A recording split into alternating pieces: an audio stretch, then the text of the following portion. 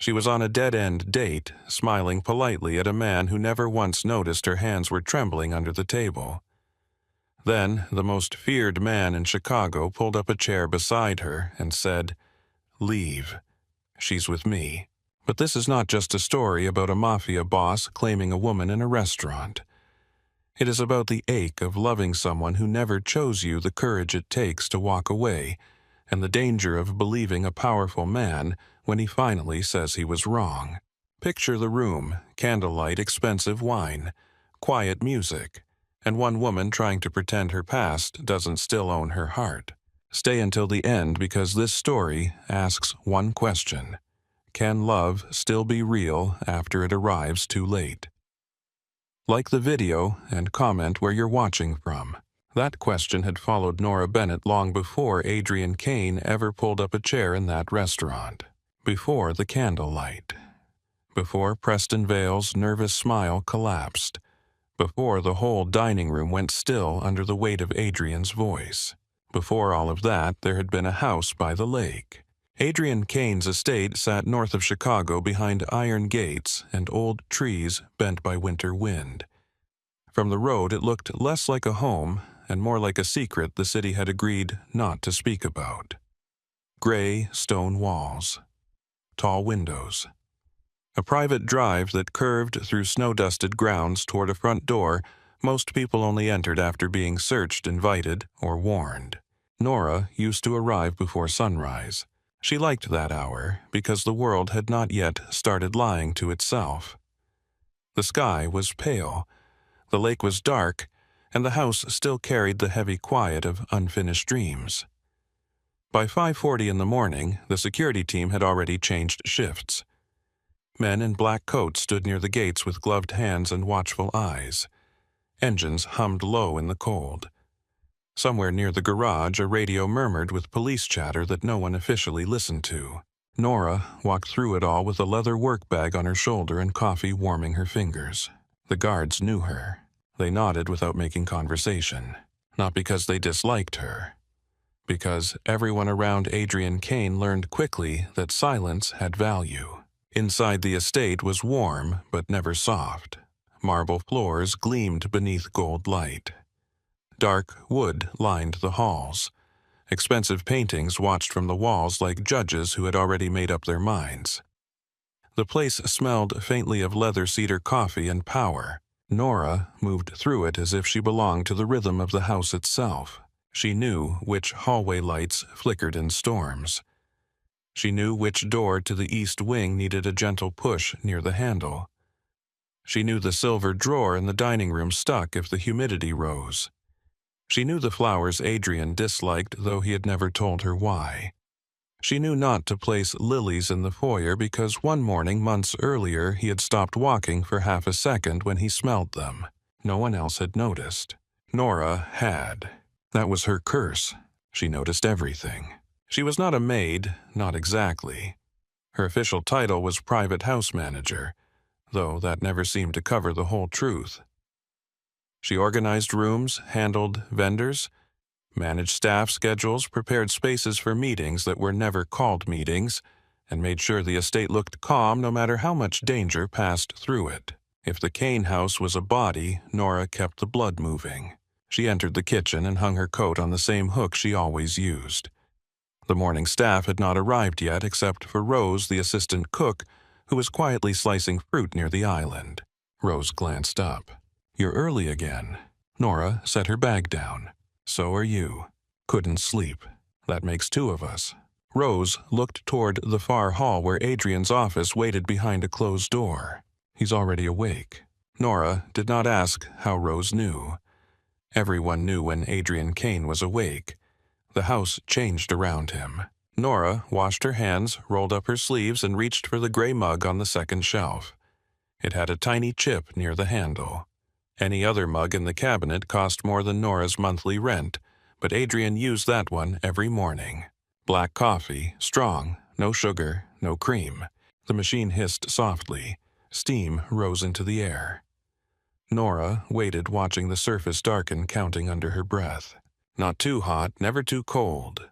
Adrian had never asked her to time it. He had never even mentioned the temperature. He would drink whatever was placed in front of him without complaint. But the first time she had given it to him just right, he had looked at the mug, then at her, and said one word. Perfect. That word had been enough to ruin her. Nora carried the coffee down the hall. Adrian's office door was cracked open. A thin line of amber light spilled across the floor. His voice came from inside, low and controlled. Number. A pause. I don't care what he promised. Promises are cheap when men are scared. Nora stopped beside the door, eyes lowered out of habit. Adrian continued. Tell Senator Whitcomb he can keep his donation and his excuses. If he wants my protection, he stops talking to Marlowe. Another pause. His tone softened, which somehow made it more dangerous. I am being patient. That is the part you should worry about. The call ended. Nora lifted her hand and knocked once. Come in. She stepped inside. Adrian Kane stood near the window with the city still dark beyond the glass. Even this far north Chicago seemed to glow beneath the clouds, restless and distant. He wore black trousers, a white shirt with the sleeves rolled to his forearms, and no tie. His hair was still damp from a shower. His face carried the kind of calm that made louder men feel foolish. He turned toward her. Morning, Nora. Every morning he said her name as though he had chosen it carefully. Every morning she pretended it did not matter. Good morning, Mr. Kane. His eyes moved over her face. Adrian. He corrected her almost every time. She never accepted the correction. It was safer that way. She crossed the room and placed the mug on his desk. Your coffee. He picked it up. Their fingers brushed for less than a second. Nora felt it everywhere. Adrian gave no sign that he felt anything at all. He took a sip, held the mug for a moment, and looked at her over the rim. Perfect. There it was again. That small, careless mercy. Nora lowered her gaze before he could see what it did to her. I'll have the West Lounge ready by noon. You have guests at 3. Business guests. 2 business guests. 4 dinner guests. Adrian's expression did not change. Names. She opened the leather folder in her hands. Cole Mercer confirmed.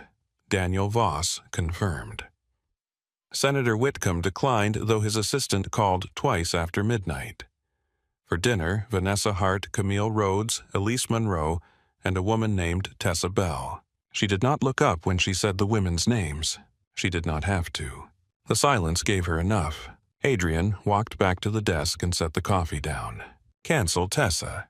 Nora looked up before she could stop herself. Adrian's gaze was already on her. For one strange second, the room seemed to narrow around them. Then his phone buzzed. The moment snapped. He picked it up, glanced at the screen, and the man returned to stone. That will be all. Nora nodded. Of course. She left before her face could betray her.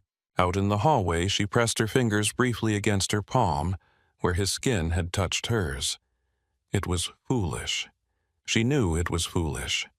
A brush of fingers was not intimacy. A word about coffee was not affection. A glance was not a confession. But loneliness could turn crumbs into feasts. By noon, the estate was awake in full. Cleaners moved through guest rooms. Security checked windows and side entrances. Florists arrived with white roses and green branches. Nora sent half the flowers back because the arrangement looked too delicate for Adrian's home. Nothing delicate survived long there. She supervised the dining room, adjusted the lighting in the lounge, confirmed wine service, checked the guest bathroom, replaced hand towels, and made sure the private hallway stayed locked. No one asked how she remembered everything. They simply expected her to. That was how invisibility worked. When you were good enough at holding the world together, people stopped seeing the hands doing the holding. In the afternoon, Cole Mercer arrived first. Cole was Adrian's second-in-command, and the only man in the house who smiled like he knew exactly where the bodies were buried, because he had probably chosen the soil. He was tall, blond, and deceptively charming with sharp eyes that missed little. He found Nora in the dining room aligning glassware, still saving civilization one fork at a time. Nora did not look up. Someone has to. Cole picked up a spoon and inspected his reflection. If I ever become respectable, I want you to manage my funeral. You would have to become respectable first. He laughed. That laugh was easy. Cole gave smiles away like counterfeit bills. Adrian did not. Cole leaned against the doorway. He's in a mood. He's always in a mood. Not like this. Nora adjusted a wine glass. What happened? Cole's eyes sharpened just slightly. You asking as staff or as Nora? Her hand stilled. Then she continued working, as the person responsible for keeping this house from falling apart. Cole studied her for another second. Marlowe is pushing south. The name meant something in the house. Nora had heard it before, spoken quietly by men who lowered their voices without realizing it. Vincent Marlowe. A rival with clean suits, dirty money, and a habit of turning personal weaknesses into public punishments. Is there danger tonight? Nora asked. There is always danger. That isn't an answer. Cole smiled, but his eyes stayed serious. No one gets through the gates unless Adrian wants them through. Nora placed the last glass down. That also isn't an answer. Cole's smile faded. For a moment he looked less amused and more tired. You notice too much, Nora. She met his gaze. And everyone else notices too little. Before he could respond, Adrian's voice came from behind them. Cole. Both of them turned. Adrian stood at the end of the hall, one hand in his pocket. His eyes on Cole first, then Nora. The air changed. Cole straightened. Boss. Adrian looked at Nora. Everything ready? Yes. Good. He looked back to Cole. With me. Cole gave Nora one last unreadable glance and followed Adrian down the hall. Nora watched them disappear into the office. The door closed. She exhaled slowly. The rest of the day unfolded like a performance where everyone knew their lines except her heart. By 7, the women arrived. Vanessa Hart wore emerald silk and a diamond bracelet that flashed every time she moved her hand. Camille Rhodes smelled like jasmine and expensive cigarettes. Elise Monroe laughed too loudly before anyone said anything worth laughing at. Nora took coats. She directed servers. She poured water. She faded into corners. Adrian entered the lounge 15 minutes later. Every woman in the room turned toward him. Nora hated them for it. Then hated herself more because she understood.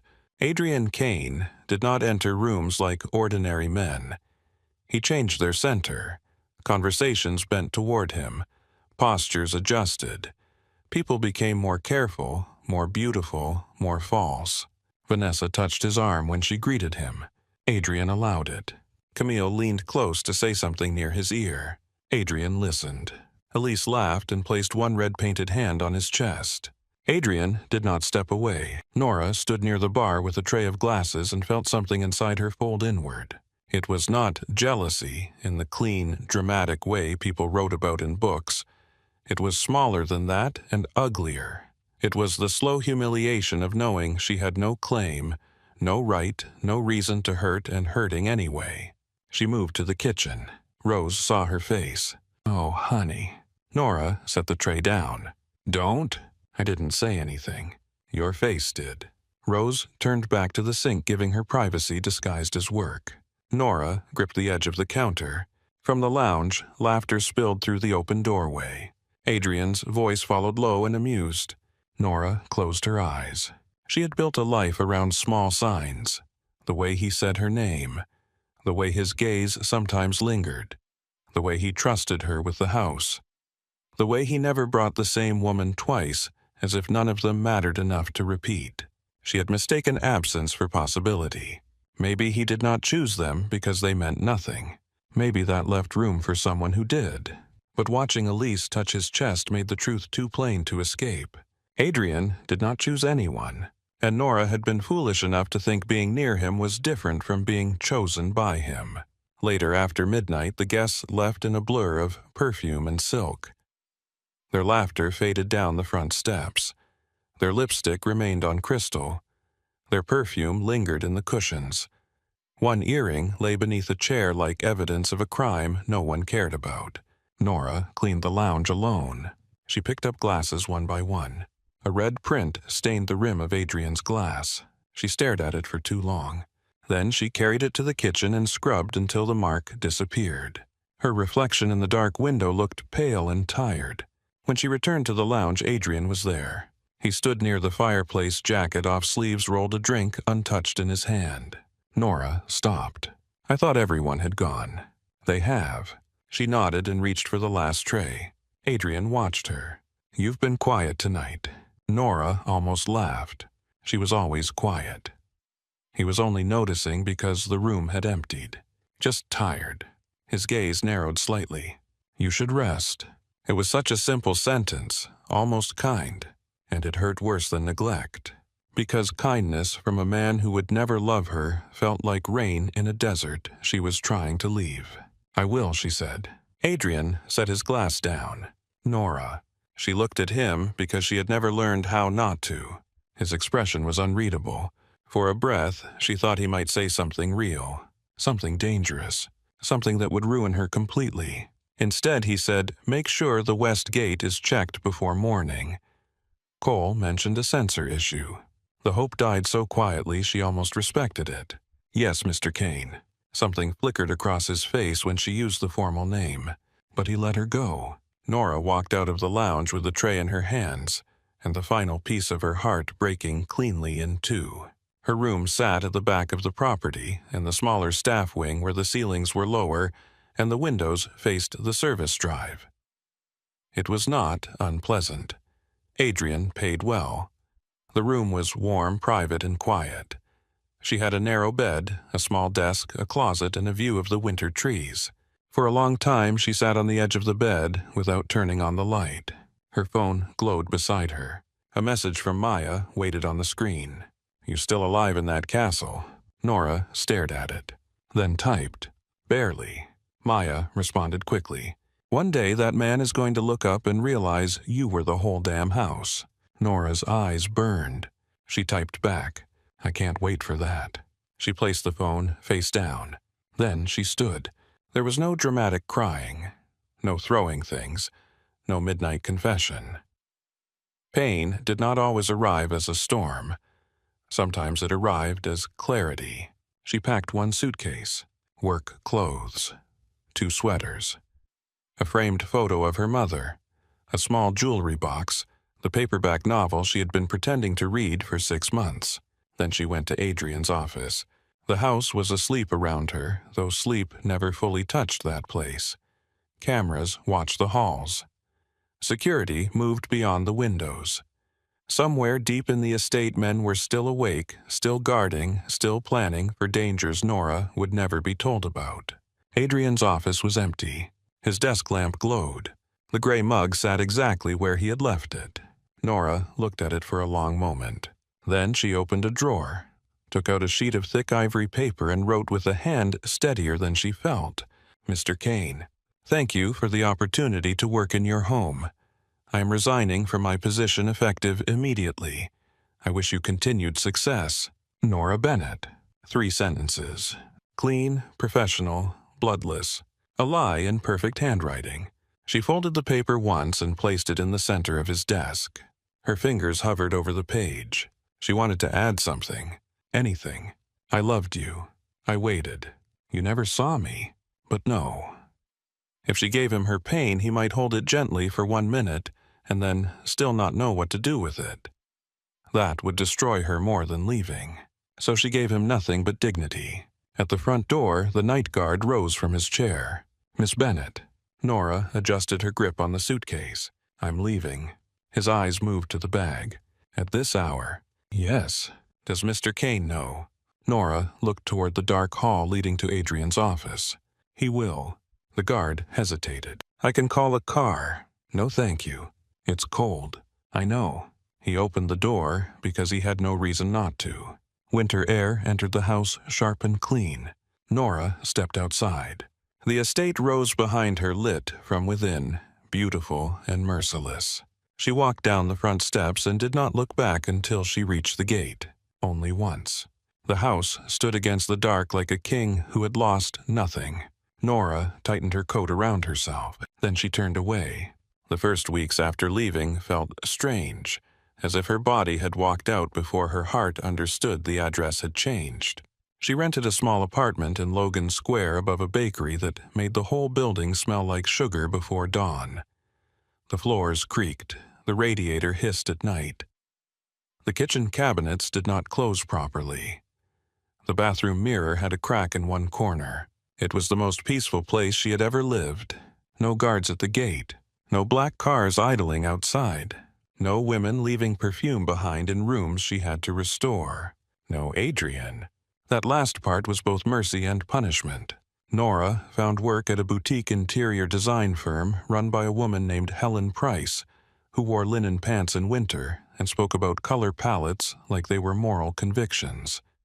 The job paid less than Adrian had, but it asked less of her soul. She spent her days measuring rooms, selecting fabrics, arguing with contractors, and convincing wealthy clients that not every wall needed to be white. She was good at it, not just because she understood space, but because she understood what people needed from rooms before they knew how to say it. A young couple wanted a nursery that did not feel like panic. A divorced man wanted a living room that did not look temporary. An older widow wanted to keep her husband's chair without making the whole house feel like a shrine. Nora listened. She noticed. She arranged the world until people could breathe inside it. Some nights she came home exhausted and proud. Other nights she found herself standing in her tiny kitchen with a mug of coffee in her hand, waiting 40 seconds before taking the first sip. Then she would set the mug down untouched. Maya visited often. Maya. Collins was loud in all the ways Nora had trained herself not to be. She had dark curls, sharp eyeliner, and the kind of loyalty that could become a weapon if necessary. She worked as a nurse, which meant she had very little patience for men who caused emotional damage and called it complexity. She sat cross-legged on Nora's couch one Thursday night, eating takeout noodles straight from the carton. "You need to go out." Nora was folding laundry. "I went out yesterday to buy detergent." "That counts." "It absolutely does not." Nora placed a sweater on the armchair. "I'm busy." "You're hiding." "I'm healing." "You can heal in a cute dress." Nora gave her a look. Maya pointed her fork at her. "Do not glare at me with those tragic Jane Eyre eyes. I am immune. I don't have tragic Jane Eyre eyes. You worked in a mansion for a dangerous man you loved in silence. You absolutely have tragic Jane Eyre eyes." Nora tried not to laugh and failed. Maya softened. "I'm not saying marry the next guy who buys you pasta. I'm saying, remember, there are men in the world who are not Adrian Kane." At the sound of his name, the room changed. Nora hated that it still could. She picked up another shirt and folded it slowly. "I know that." "Do you?" "Yes." Maya leaned back against the couch. "Then have dinner with Preston." Nora frowned. "Who is Preston?" "A friend of a friend." "Consultant, clean haircut, good shoes. Probably boring, but boring might be good for you. Your sales pitch needs work." "Fine. He is emotionally available and has never ordered anyone buried in a cornfield." Nora stared at her. "Maya, what I'm assuming, you're enjoying this too much. I enjoy seeing you alive." That silenced her. Maya set the food down. "Nora, you left. That was brave. But if you keep living like your heart is still employed by that man, you didn't really get free."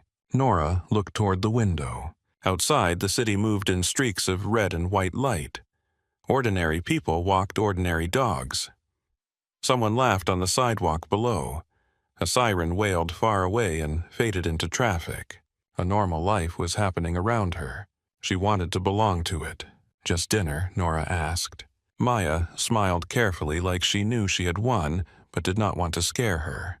"Just dinner." So Nora said yes. On Friday night, she stood in front of her closet for 20 minutes feeling ridiculous. She chose a black dress, then took it off because it reminded her of the dresses women wore at Adrian's parties. She chose green, then rejected it because Adrian had once paused when she wore that color. She finally put on a simple navy dress and a wool coat, then pulled her hair down because she had worn it pinned back for too many mornings in someone else's house. In the mirror, she looked like herself. Almost. Her phone buzzed. Maya had sent 3 messages. "Do not talk about Adrian. Do not compare him to Adrian. Do not leave in the first 10 minutes unless he says something unforgivable." Nora typed back, "Define unforgivable." Maya responded, If he says, "Crypto leave," Nora laughed. It felt rusty but real. Preston Vale met her outside the bellwether with a smile that showed too many teeth. He was handsome in the safe, forgettable way of men who trusted tailoring more than character. Brown hair, smooth voice, expensive coat. He kissed her cheek before she could decide whether she wanted him to. "You look beautiful," he said. "Thank you.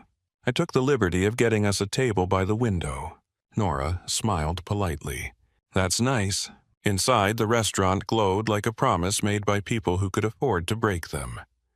Candlelight trembled against glass. Servers moved soundlessly between tables. A pianist played something soft near the bar. Preston placed a hand lightly at her back as they walked. Nora moved half a step ahead. He did not seem to notice.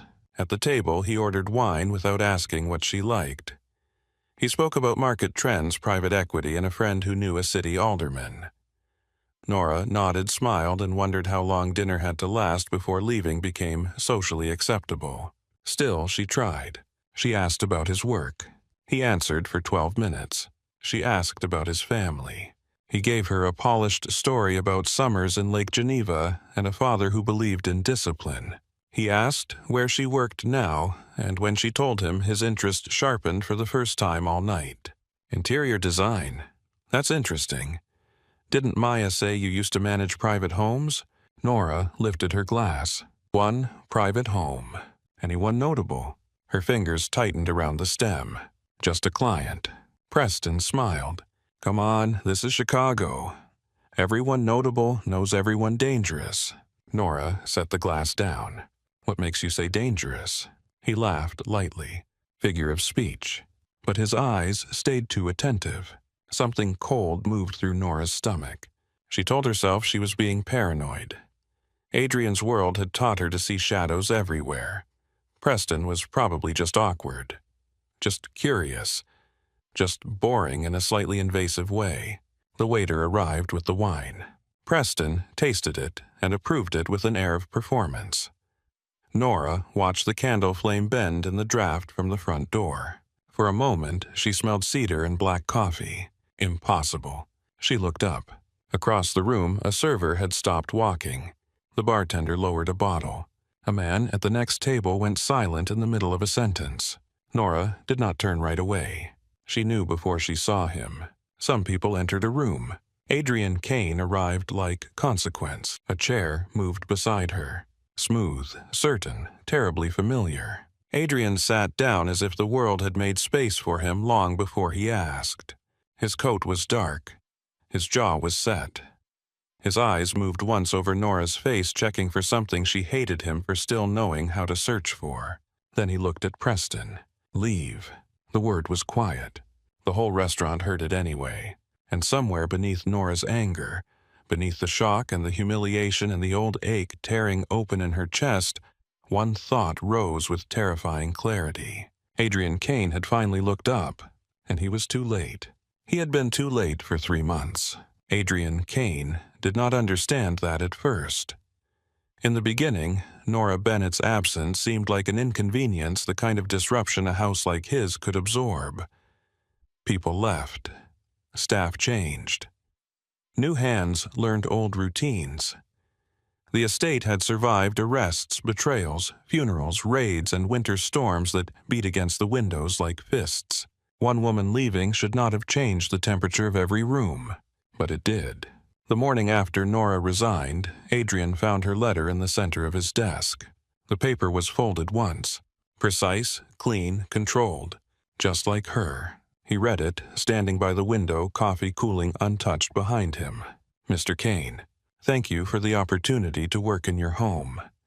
I am resigning from my position effective immediately. I wish you continued success.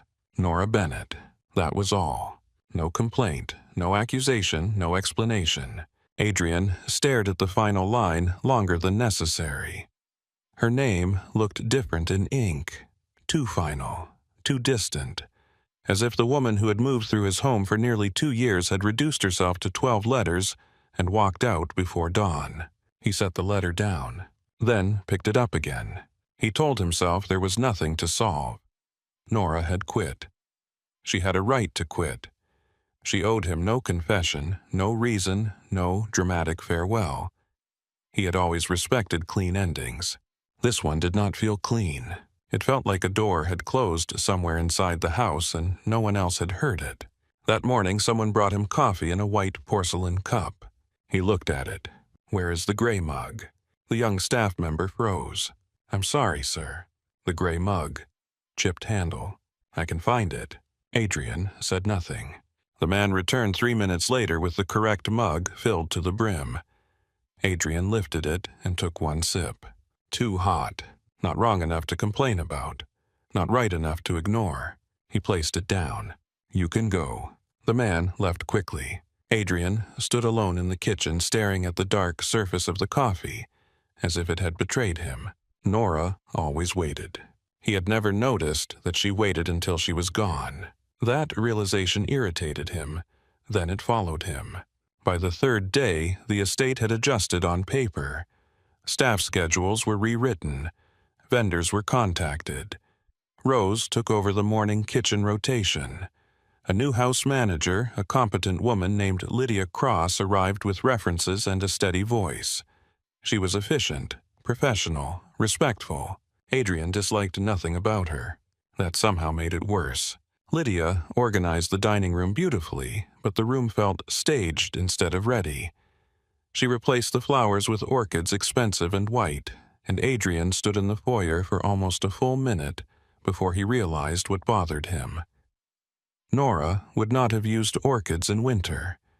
She would have chosen branches, something spare and dark, something that belonged to the season instead of pretending against it. He hated that he knew what she would have chosen. Or maybe he hated that he had not known sooner. At night, the house grew louder. Not in sound, in space. Footsteps echoed too long. Laughter from guests carried too far down the hall. Glasses sat on tables for minutes longer than they should have, catching light in careless rings. A cushion stayed crooked on a chair in the lounge until Adrian crossed the room and straightened it himself. Cole Mercer saw him do it. His second-in-command leaned against the doorway with a glass in one hand and amusement in his eyes. "I never thought I'd live long enough to watch you arrange pillows." Adrian did not look at him. It was crooked, tragic. Adrian walked past him. Cole's voice followed. She was good at her job. Adrian stopped. The room seemed to tighten. Cole took a sip of his drink, casual, in the way only dangerous men could afford to be. "Nora," he clarified, though he did not need to. Adrian looked back. "She quit. That's what people do when they want to leave." Adrian's jaw shifted. "She left in the middle of the night." Cole's amusement faded a little. "That's what people do when leaving in daylight would hurt too much." Adrian held his gaze. "You know something. I know she was tired. Everyone is tired. Not like that." The words landed quietly. Adrian did not ask for more because asking would require admitting he needed an answer. Instead, he went to his office, opened the top drawer, and took out Nora's letter. He read it again. 3 sentences. No blood on the page. And yet he felt accused by every blank space she had left behind. In the weeks that followed, Adrian began cutting evenings short. Women still arrived when invited. Old habits had a way of continuing long after desire had died. Vanessa called. Camille sent messages. Elise appeared at a charity dinner in a silver dress and kissed his cheek in front of photographers. Adrian felt nothing. Worse than nothing. He felt impatient. He used to think detachment made life simple. Temporary women. Temporary conversations. Temporary warmth. No promises, no openings. No names that could become weapons in someone else's mouth. It had worked for years. Then Nora left, and every temporary thing around him began to look cheap. At a private dinner near River North, Elise placed her hand over his and laughed at something he had not meant as a joke. Her perfume was sweet, heavy, expensive. Adrian looked at her fingers on his skin and saw Nora in the hallway carrying a tray of glasses, eyes lowered, shoulders straight. He pulled his hand away. Elise blinked. "Did I do something?" "No? Then why do you look like you want to leave?" "Because you are touching a place I did not know belonged to someone else." The thought came so clearly that Adrian went still. He stood. I have business." He left before dessert. In the car, Chicago blurred beyond the tinted glass. Wet streets, red lights, people hurrying beneath black umbrellas. His driver, Marcus, kept his eyes forward. Adrian's phone buzzed twice. He ignored it. The third buzz came from Cole. "You walked out on Elise Monroe. Should I send flowers or condolences?" Adrian typed nothing back. He looked down at his hand, the one Elise had touched, and closed it into a fist. He had not chosen Nora, that was true. But he had let her arrange his mornings, guard his silence, soften the edges of a life built from threats and debts. He had let her become necessary without ever giving her the dignity of being wanted. He had mistaken her quiet for comfort. He had mistaken her loyalty for permanence. He had mistaken his own fear for control. The first time he saw her again, it was by accident. At least that was what he told himself. He had a meeting downtown in a private room above a steakhouse, the kind of place where judges and criminals used different doors and pretended that mattered. The meeting ended badly, though no one raised their voice. Adrian disliked men who smiled while lying. He disliked them more when they were bad at it. By the time he stepped into the alley behind the building, evening had turned the city blue. Marcus opened the car door. Adrian was about to get in when a laugh cut through the street noise. Clear, warm, unguarded. He looked across the intersection. Nora stood outside a design studio with a canvas bag on her shoulder and a phone pressed to her ear. Her hair was down. The winter wind pushed it across her cheek. She wore a green coat, simple and soft, nothing like the black uniforms of his house. She laughed again. Adrian forgot to move. He had heard Nora laugh before. Small laughs, polite laughs. The careful kind people used around power. This was not that. This laugh belonged to a woman standing under city lights with no one waiting to command her. She looked lighter. The observation cut him more cleanly than any insult could have. Marcus followed his gaze. "Sir." Adrian said nothing. Nora ended her call and slipped the phone into her pocket. A young man from the studio stepped outside and handed her a rolled blueprint. She smiled at him. The man smiled back. Adrian felt something sharp move through his chest. Not anger, not yet. Something worse because it had no useful purpose. Jealousy was for boys and fools. Adrian had spent his life refusing emotions that weakened judgment. Still, he watched the man make Nora smile and wanted with sudden violence to know his name. "Should I pull around?" Marcus asked. No. Nora crossed the street when the light changed. She passed within 30 yards of the car and never looked toward it. For a moment, Adrian saw her face clearly. She looked tired but not broken. That should have relieved him. Instead, it made him understand that she had not left a job. She had escaped a version of herself that only existed near him. He got into the car. "Home," he said. That night, he did not sleep. Near 2 in the morning, he stood in his office with Nora's letter on the desk and a glass of whiskey untouched beside it. Snow pressed softly against the windows. The estate was quiet. Too quiet. Cole entered without knocking. Only Cole could get away with that. "You planning to stare that paper into confessing?" Adrian did not look up. "She works at a design firm now." Cole came closer. "You saw her?" "Yes." "And?" She laughed. Cole waited. Adrian hated him for understanding too fast. Cole said, "Good." Adrian looked at him then. "Is it?" "For her, yes." The answer was honest. It was also unwelcome. Adrian folded the letter along its original crease. "I want to know if she's safe." Cole's expression changed. "There it is." "What?" "The lie you're about to tell yourself." Adrian's eyes cooled. "Careful." Cole did not move. "I am. That's why I'm saying it now. If you send men after her because you miss her, call it what it is." Adrian's voice went quiet. "I don't miss people." Cole's mouth twisted. "No, you just keep their resignation letters in your desk and start hating coffee." For a moment, neither man spoke. Then Adrian looked away first. That was answer enough. The first photograph arrived 9 days later. It came in a plain envelope, no return address, delivered to one of Adrian's legitimate offices near the river. His name was typed on the front. No title, no threat. Inside was a picture of Nora leaving her apartment. She wore the green coat. The photo had been taken from across the street. At the bottom corner, stamped in black ink, was a small crown split by a blade. Vincent Marlowe. The room went still around Adrian. Cole, standing across from his desk, lost all trace of humor. "How old is it?" "2 days," Adrian said. "How do you know?" The bakery window behind her. "Tuesday special." Cole looked at him. Adrian ignored the look. He picked up the photo carefully by the edges. Marlowe was not a man who wasted gestures. If he sent a photograph, he wanted Adrian to know 2 things. He had found Nora, and he understood that she mattered, whether Adrian had admitted it or not. Cole said, "We need to move her." "No." Cole stared at him. "Number. If we move her without telling her, she becomes more visible. If we approach her, Marlowe knows the pressure point is real." "It is real." Adrian's eyes lifted. "I know." The words felt like glass in his mouth. He gave orders before his fear could distort them. Quiet detail. 2 cars rotating. No contact. No one enters her building. No one speaks to her. If she notices, they disappear. If there is a direct threat, they intervene. Cole studied him. "And if she finds out?" Adrian looked at the photograph again.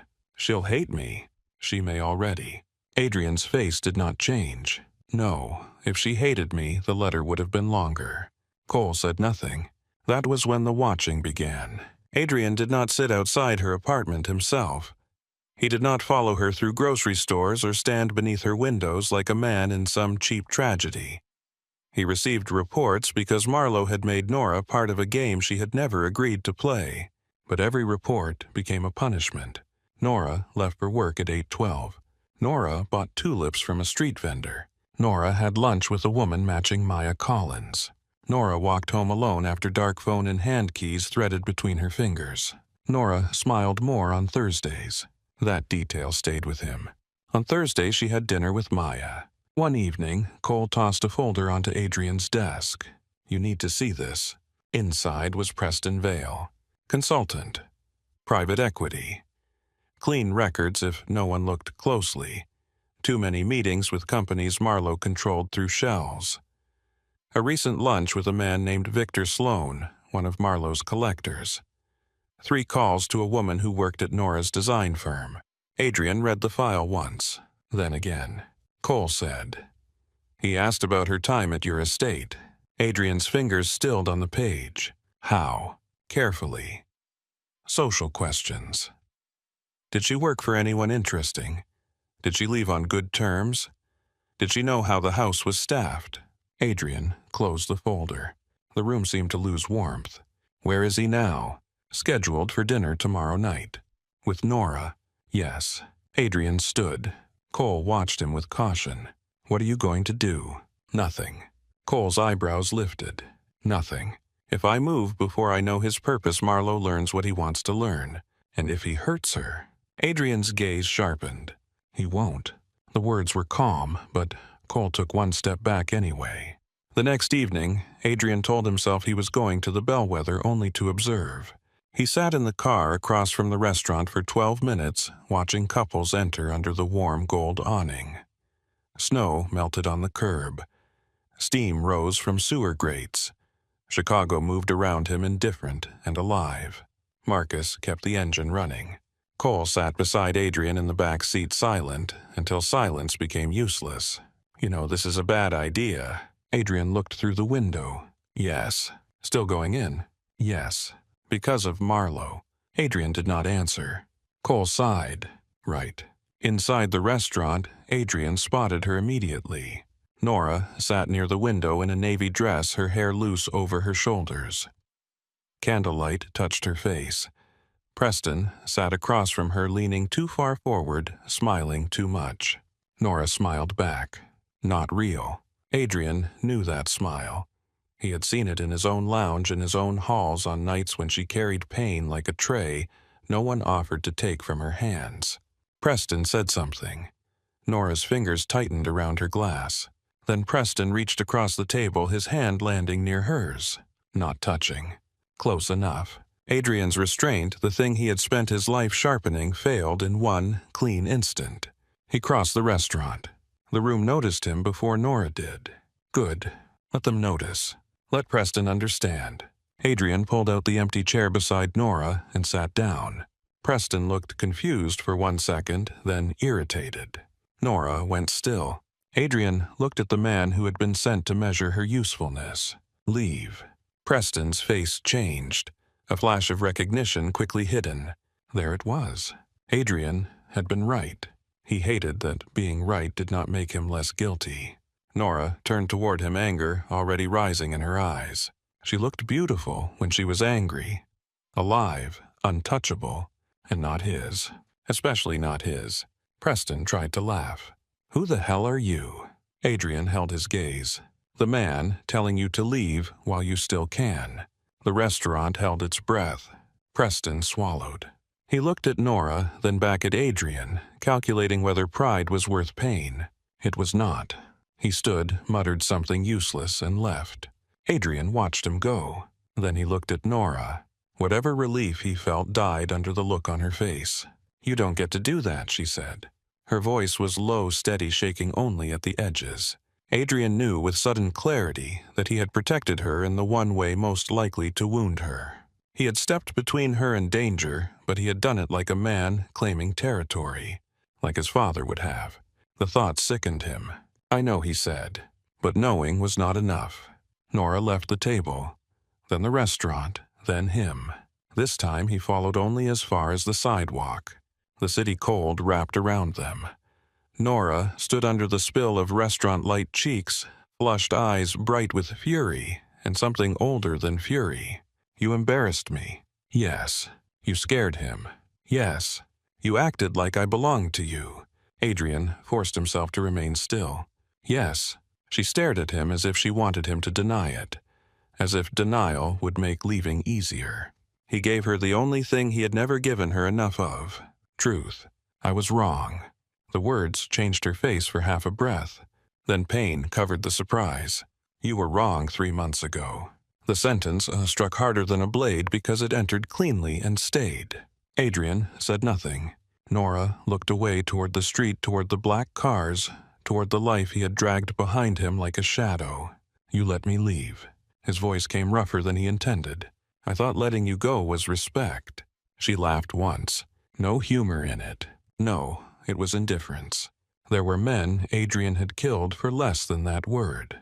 From Nora, he accepted it because it was true enough to bleed. He took one careful step forward, then stopped. I saw you, he said. Her eyes returned to him. No, she whispered. You noticed me. That's different. Adrian had no defense. The black car slowed near the curb. Marcus, watching. Ready. Loyal. Nora saw it and shook her head. Of course. Adrian followed her gaze and hated the whole architecture of his life in that moment. The cars, the men, the distance, the habits that made every tenderness look like a threat. I won't come closer, he said. You already did. Again true. She walked to her car alone. He followed several paces behind because she allowed that much and no more.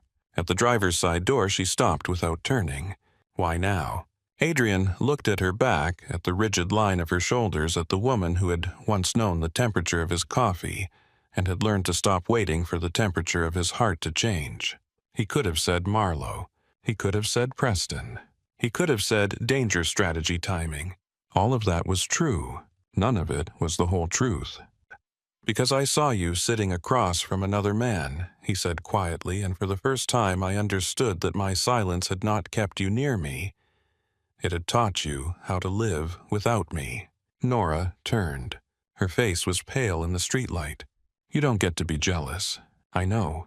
You don't get to miss me after making me feel invisible. I know. Her voice broke then just slightly. You don't get to want me now because someone else looked. Adrian absorbed it.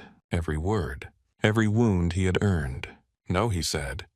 I don't. For a moment, the only sound was traffic moving over wet pavement. Then Nora opened her car door. Before she got in, she looked back at him. What do you want from me, Adrian? He had commanded rooms full of armed men, negotiated with politicians, buried enemies without raising his voice, built an empire out of discipline and fear. But there, on a Chicago sidewalk with Nora Bennett looking at him like he was both the wound and the hand reaching toward it, Adrian found no command that mattered. "A chance to tell you the truth," he said. Her fingers tightened on the car door. "All of it." He nodded. "All of it." Nora studied him for one long, painful second. Then she got into the car and closed the door. Adrian stood back as she drove away. Only when her taillights disappeared into traffic did he look at Cole, who had stepped out of the black car behind him. Cole's expression was unusually quiet. That went badly. Adrian kept his eyes on the street. "No." Cole frowned. Adrian reached into his coat and pulled out Preston's abandoned napkin, the one marked with Marlowe's symbol. He folded it once. Then he said, "That went honestly." The word felt unfamiliar. Necessary. By morning, Nora would have rules. Adrian would have answers. And for once in his life, he would not enter the room as a man who expected the world to move for him. He would sit across from the woman he had lost, place his hands where she could see them and listen. She wrote them in the Notes app on her phone while sitting at her kitchen table with a cup of coffee gone cold beside her. Outside her apartment window, Logan Square moved through its ordinary rhythm. A delivery truck groaned at the curb. Someone argued with a dog that refused to walk.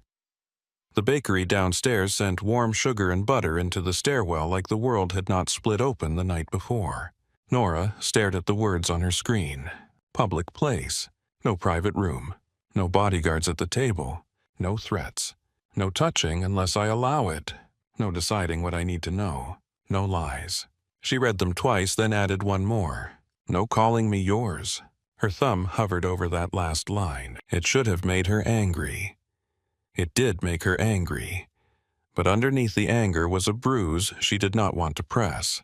She had heard those words in the restaurant, and a foolish part of her had hurt because once in the loneliest corner of her heart she had wanted them. Not like that. Not in front of strangers, not as a command thrown across a table. But she had wanted to belong somewhere. To be chosen so completely that no other woman's perfume, no other laugh, no other late-night guest could make her feel replaceable. That was the dangerous truth. Adrian had said the wrong thing in the wrong way, but the wound had been older than the sentence. Her phone buzzed. A message from Maya lit the screen. "I need proof of life, and also proof you did not run away with the crime lord." Nora almost smiled. She typed back. "Alive, not running, meeting him for 1 hour." The response came instantly. "Nora." Nora closed her eyes for a second before replying. "Public place. My rules." Maya sent 3 dots, then stopped, then started again. "I trust you. I do not trust him." Nora looked at that sentence for a long time. Then she wrote, "Neither do I." That was why she was going. Not because she believed him. Because part of her needed to hear the truth from his mouth and watch what he did when she did not make it easy. The restaurant she chose was small and bright, tucked on a corner in Lincoln Park where families brought children after school and students drank coffee over open laptops. Not Adrian's world. No velvet curtains. No private entrance. No staff who went quiet when powerful men walked in. Just tables close enough that no one could lower their voice too far without being heard. Nora arrived 15 minutes early. She chose a table near the window with her back to the wall. That was something Adrian's world had taught her. Always know the door. Always know the exits. Always know who can reach you before you can stand. She hated that she still thought like that. She ordered sparkling water and kept her coat on. At exactly 7 o'clock, Adrian Kane entered. The cafe did not freeze this time. A woman near the counter glanced at him, then returned to her phone. A child dropped a spoon. The barista called someone named Ben for a latte. Adrian looked almost out of place under the warm yellow lights. He wore a dark coat, but not the armor of his suits. No visible guards came in behind him. No one hovered near the door. His hands were empty. He saw her immediately. He did not come straight to the table. He stopped a few feet away. "May I sit?" Nora lifted her eyes to him. The question was simple. It still landed. "You're asking." "Yes." Because you want to, or because I told you to? Adrian did not look away. Both. She studied him for another second, searching for impatience, irritation, the familiar edge of command. She found restraint. That was worse somehow. Restraint made him harder to hate. Sit. He did. For a moment, neither of them spoke. Adrian placed his phone face down on the table, then removed his hands from it and rested them where she could see them. Nora noticed. She hated that she noticed everything about him. "You came alone?" she asked. "Yes." No men outside. One car 2 blocks away. Her expression cooled. Adrian's jaw tightened once. "Not watching you. Watching for Marlowe. That distinction matters more to you than it does to me." "I know." She leaned back. "You keep saying that." "Because I keep meaning it." The barista called another name. A chair scraped nearby. Someone laughed softly at the next table. Ordinary sounds. Ordinary people. Nora gripped them like railings. She opened the Notes app and turned the phone toward him. "These are the conditions." Adrian read without touching the phone. His expression barely moved, but his eyes slowed on the final line. "No calling me yours." When he looked up, something like regret crossed his face. "Agreed. That fast." "Yes. You do not get to agree like this is a contract." "It is not a contract." "Then what is it?" "A boundary." Nora's throat tightened despite herself. "And you know what to do with those." "I am learning." She gave a small humorless laugh. "You are not a man people usually teach." "No. You are a man who gives orders." "Yes. And last night you gave one to the wrong person." His voice lowered. "Yes." There was no defense in him. No polished explanation. No attempt to soften the facts. It left Nora with nowhere to put the anger except where it belonged. Between them, she took a breath. "Tell me about Preston." Adrian's gaze sharpened. "His full name is Preston Vale, consultant. Money cleaner when the client pays enough. He has been seen with people tied to Vincent Marlowe. Last week he asked questions about you." "What kind of questions?" "Where you worked. How long you worked for me. Whether you left angry." Her stomach turned. Nora looked out the window at a couple walking past with paper cups in their hands. Preston's smile came back to her, the way he had asked about dangerous people. The way his interest had sharpened when she mentioned private homes. She felt foolish. Adrian seemed to read the flicker on her face. "You did nothing wrong." Her eyes snapped back to him. "Do not do that." "What?" "Do not make me feel managed." His mouth closed. She continued. "I can be angry at him and still be angry at you. I can be scared and still not want you making decisions for me." "You are right." The words came quietly. Nora looked down at her untouched water. "I need to know how much you watched." Adrian went still. There it was. The question that had sat like a stone in her chest since the sidewalk. He answered carefully. "After Marlowe sent a photograph of you leaving your apartment, I ordered a quiet detail. No contact, no entry into your building, no listening devices, no access to your phone. Reports only when there was movement that could connect to a threat." Nora stared at him. "A photograph." He reached inside his coat, slowly paused to let her see the movement, then took out a folded envelope and placed it on the table. She opened it. The photo was clear. Nora, leaving her building in her green coat, one hand tucked into her pocket bakery window glowing behind her. For a second, sound fell away. She was used to feeling watched in Adrian's house. Everyone was watched there. But this was her street, her apartment, her new life, the place she had built after walking away. Someone had reached into it without touching the door. Her fingers tightened around the photograph. Adrian's voice was low. "I should have told you." "Yes, I thought telling you would pull you back into my world. It was already at my door." His face tightened. "I know." Nora slid the photograph back into the envelope. "How long?" "Almost 3 weeks." She exhaled sharp and controlled. 3 weeks. "Yes, and you never thought I deserved to know." "I thought I was protecting your peace." "No." Her voice shook, but she kept it quiet. "You were protecting yourself from a conversation you did not want to have." Adrian did not answer. The silence was his confession. Nora felt heat rise behind her eyes and hated that too. "You see how this works," she said. "You call it protection. You call it distance. You call it respect. But somehow I am still the last person to know what is happening to my own life." Adrian looked down at his hands. For the first time, she saw the effort it took him not to reach for control. "You are right," he said. "Stop saying that." He lifted his eyes. "What do you want me to say?" "The truth. Not the clean version. Not the version that makes you look noble."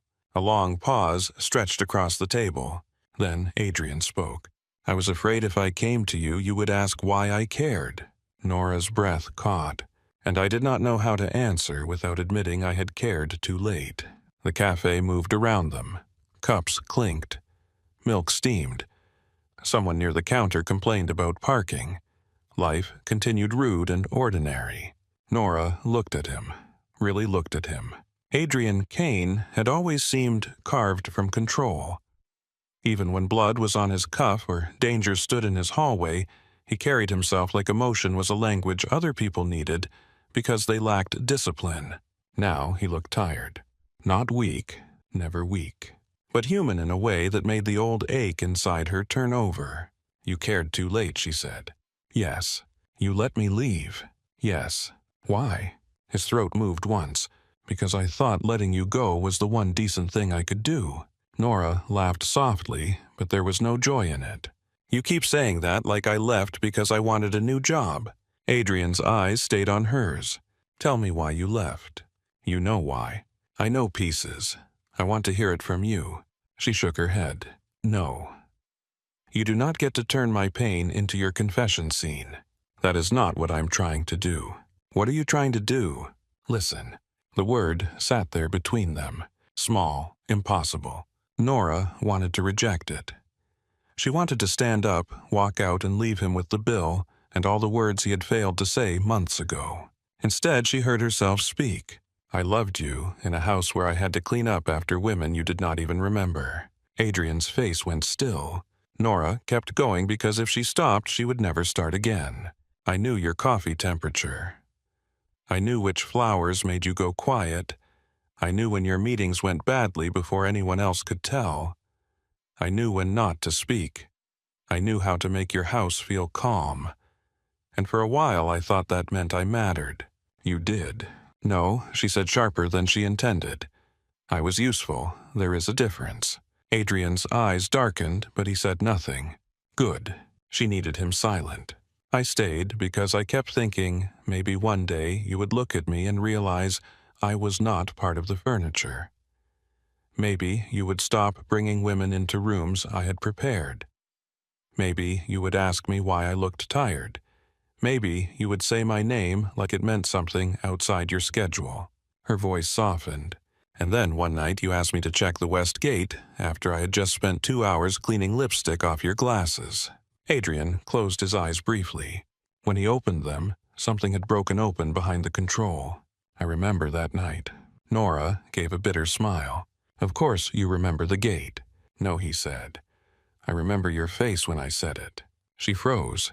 Adrian leaned forward slightly, not enough to crowd her. "I did see you, Nora. Not enough. Not honestly. But I saw moments. I saw you leave rooms too quickly. I saw you go quiet when certain women came. I saw you look at my hand once after I touched yours over a coffee cup."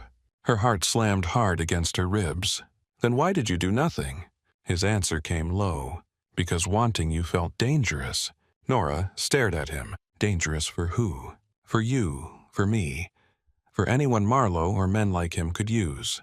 She shook her head slowly. "No, that is the polished answer." His jaw tightened. She waited. This time he gave her the uglier truth. "Because if I wanted you and you wanted me back, I would not have been able to pretend I was untouchable anymore." The honesty struck the table harder than any excuse. Nora looked away first. Outside, dusk had deepened.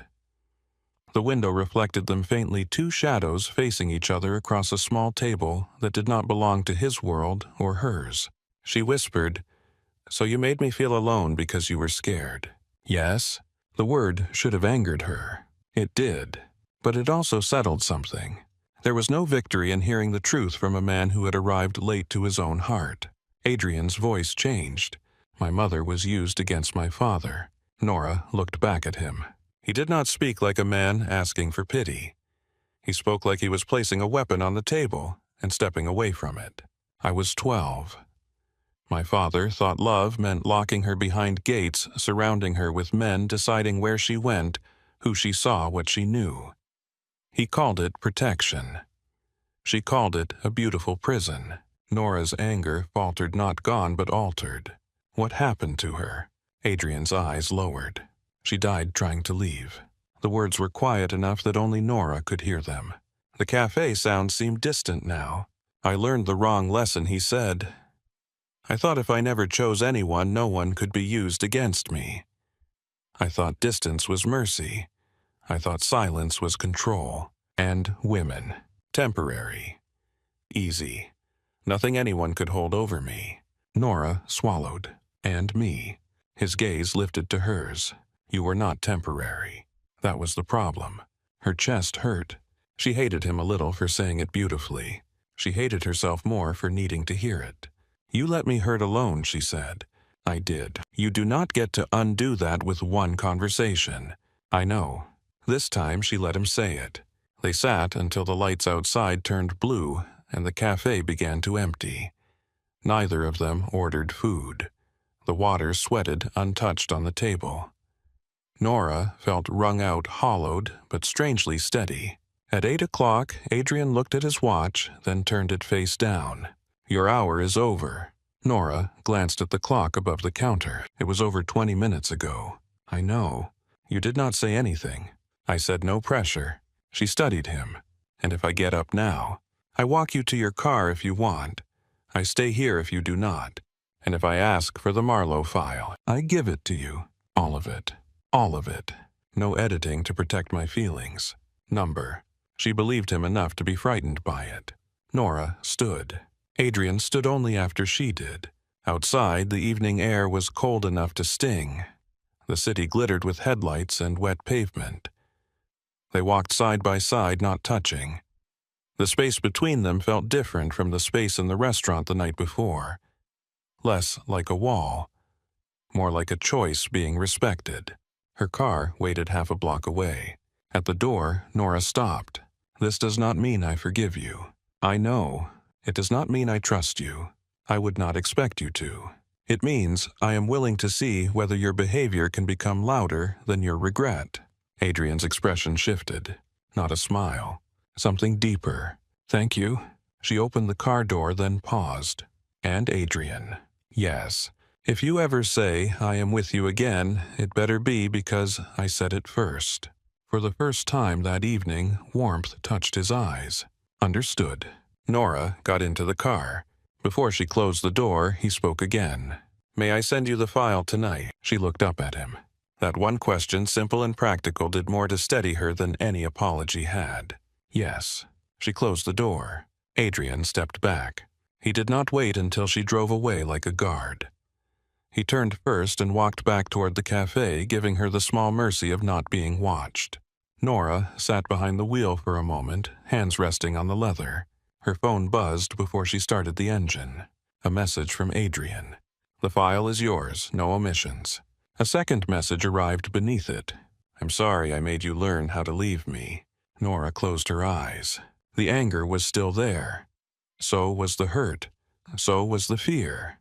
But beneath all of it, something else had begun to move. Not forgiveness. Not yet.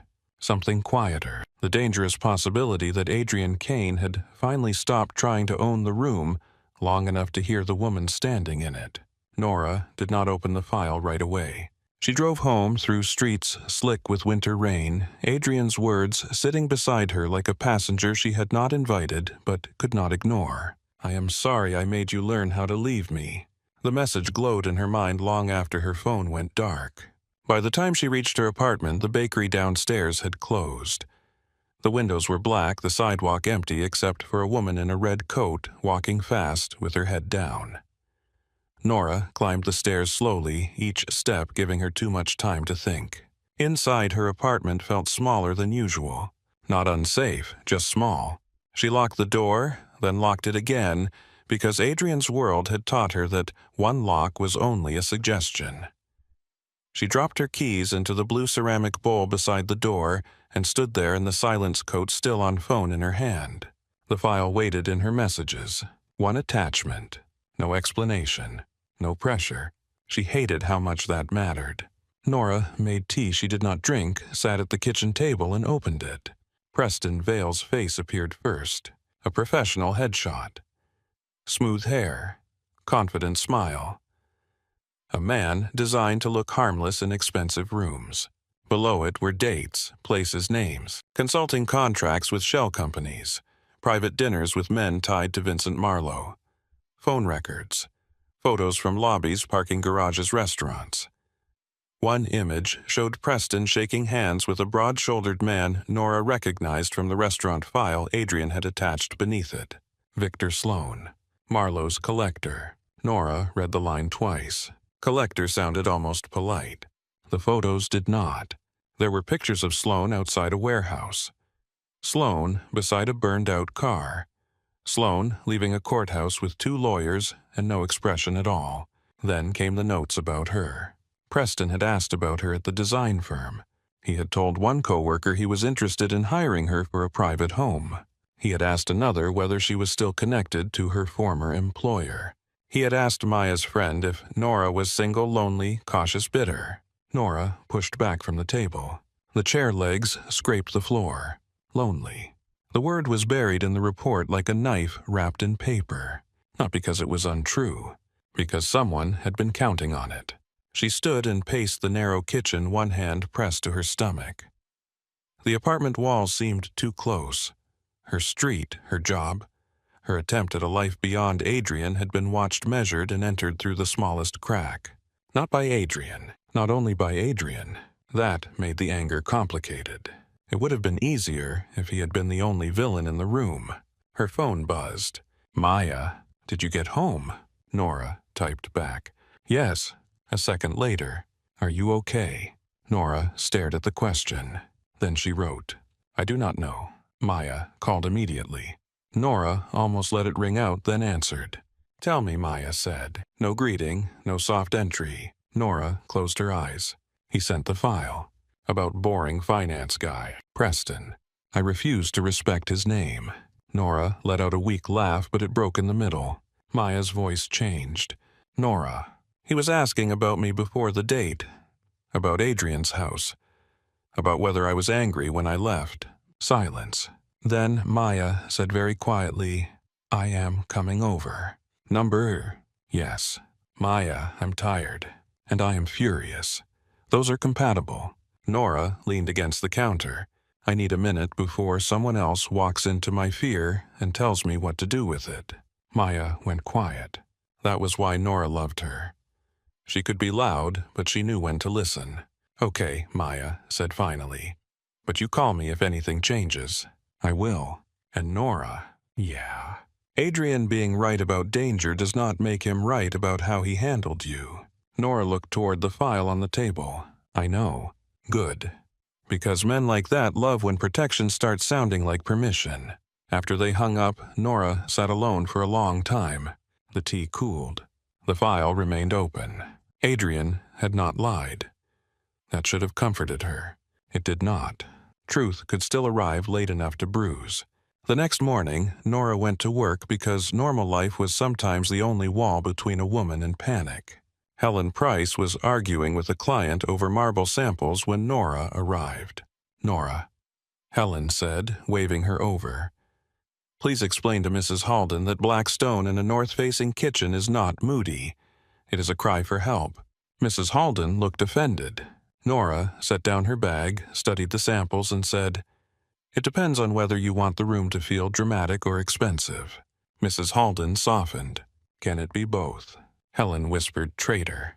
Nora almost smiled. For a few hours, fabric and light and floor plans held her steady. She measured windows, reviewed a proposal, answered emails, and pretended the name Marlowe was not sitting under her skin. At lunch, she checked her phone. One message from Adrian. "I will not contact you today unless you ask me to." Cole will remain available if there is an urgent threat. You have his number in the file. That was all. No question. No demand. No careful emotional sentence designed to pull a response from her. Nora stared at it longer than necessary. Then she typed, "Thank you for the file." His reply came several minutes later, not instantly. "You are welcome." She set the phone down. Helen passed by with coffee and looked at her over the rim. "You have the face of a woman deciding whether to forgive someone or bury him." Nora blinked. Helen walked on. "I recommend neither before lunch." That evening, Nora found another message waiting. "If you are willing, I would like to make dinner for you at my house. No staff, no guests, no expectation that you stay. You can leave at any time. I can send a car, or you can drive yourself." Nora read it once. Then again. His house. The word alone opened old doors. The kitchen before sunrise. The West Lounge after midnight. The gray mug. The lipstick on glasses. The hallway where she had learned to swallow pain before anyone could see it. Her thumb hovered over the screen. She typed, "Your house is not neutral." The reply came after a pause. "No, it is not." Then another. "That is why I am asking." Nora stood in her living room with the phone in both hands, feeling the old estate rise in her mind like weather. She should say no. She could say no. The power of that settled slowly through her chest. This time no one owned her yes. She wrote, "I will drive myself. I leave when I want." Adrian replied, "Always." One word. It stayed with her all the way through the night. The next evening, Nora changed clothes 3 times and hated all 3 versions of herself for caring. She finally chose dark jeans, a cream sweater, and her green coat. Not a dress. Not armor. Something that belonged to her new life, not his old one. Maya arrived while Nora was putting on earrings. She leaned against the doorframe, arms crossed. "You are really going." Nora looked at her in the mirror. "Yes. Do you want my opinion?" "No. That has never stopped me." I noticed. Maya came closer, softer now. "Are you going because you want to, or because part of you is still waiting for him to choose you?" Nora's hand stilled near her ear. The question was too honest to resent. "I do not know," she said. Maya nodded. "Then make sure you choose yourself first." Nora looked at her friend's reflection. That is what leaving was. And going back, Nora picked up her coat. "Maybe that is finding out whether I can stand in the same room without becoming the girl who waited." Maya swallowed whatever warning had been ready. Instead, she reached out and fixed Nora's collar. "Text me when you get there. Text me when you leave. If you do not text me, I will arrive with police pepper spray and very bad judgment." Nora smiled faintly. "I believe you." "You should." The drive north took 40 minutes. Chicago thinned into quieter streets, then older homes, dark trees, lake wind. Nora's hands tightened on the wheel as Adrian's estate appeared beyond the iron gates. The gates opened before she pressed the call button. Her stomach dropped. Then her phone buzzed. "Adrian, I opened them from the house. If that bothers you, I will close them and you can press the call button." Nora sat in the car staring through the windshield.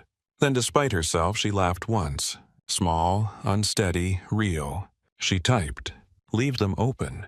The driveway curved beneath bare branches dusted with snow. The house emerged slowly, gray stone lit from within. It looked exactly the same and completely different. No line of cars. No men at the entrance. No music spilling from the rooms. Only one light burning warmly near the front door. Nora parked her own car and took her time getting out. The front door opened before she reached the steps. Adrian stood there. No suit. No black coat. No armor.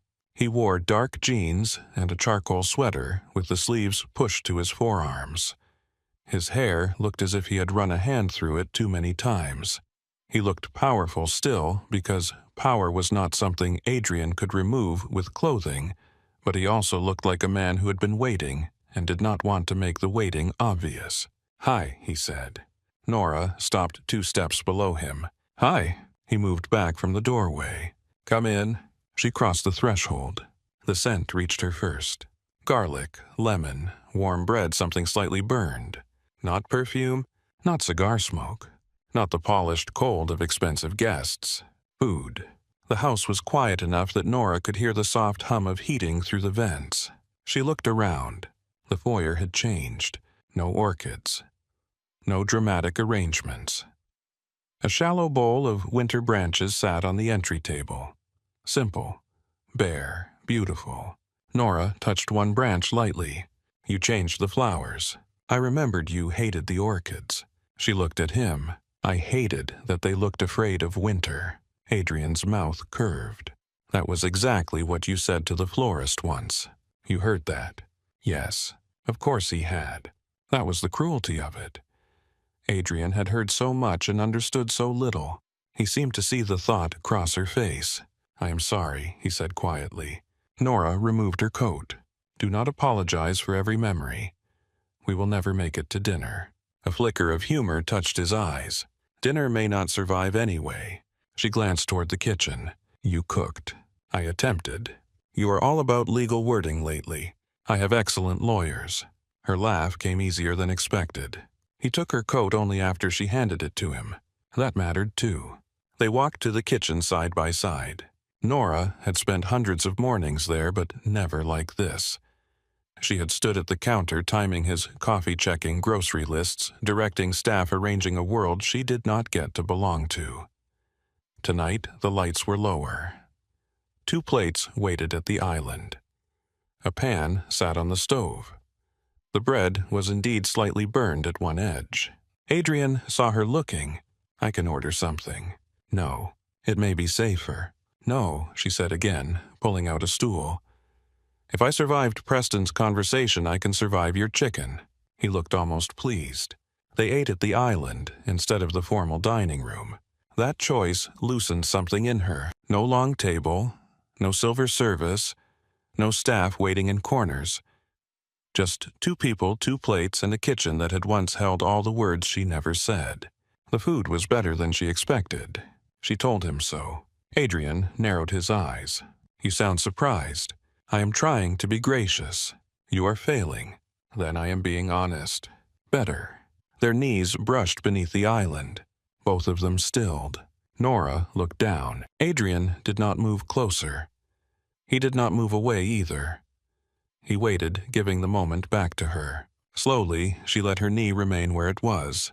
Adrian's gaze lowered for 1 second, then returned to her face. The air changed. Not dramatically, not with music or thunder. With breath. Nora reached for her water glass at the same time he did. Their fingers touched. The contact was small. It hit like memory and want at once. Adrian's hand froze beneath hers. You okay? He asked. His voice had gone low. Nora looked at their hands. Yes. Only then did he move his fingers not to capture hers, but to give her space. She surprised herself by catching one of his fingers lightly before he could pull away completely. Adrian stopped breathing for half a second. Nora felt it. So did he. She released him first. Choice matters, she said softly. His eyes held hers. Yes. After dinner, Adrian cleared the plates himself. Nora watched from the island as he rinsed them, awkwardly, too much water splashing against the sink. You know there are people who can do that, she said. I know. Then why are you doing it? He did not look back. Because you used to. The answer entered her quietly, not as romance, as recognition. She looked away before her face softened too much. They moved to the living room with coffee. Nora noticed the gray mug was not in his hands. He had given it to her. She stared at it. Adrian sat in the chair opposite the couch, not beside her. I thought you might want that one. Her fingers curled around the chipped handle. You remember everything now. No, he said. I remember too late. The fire burned low in the hearth. Outside, the windows reflected the 2 of them in pieces. Nora on the couch, Adrian across from her, the space between them, full of old rooms and new rules. On the mantel were framed photographs she had never seen displayed before. A younger Adrian stood beside a woman with soft eyes and dark hair. In another photo, a hard-faced man in a suit stared at the camera with a child's hand gripped too tightly in his own. Nora rose and moved closer. Your parents. Yes. You never had these out. No. Why now? Adrian looked into the fire. Because I used to think hiding what hurt made it powerless. Nora touched the edge of the frame, careful not to move it. Did it? No. She turned back to him. Tell me about her. Adrian was quiet for so long she thought he might refuse. Then he leaned forward, elbows on his knees, hands loosely clasped.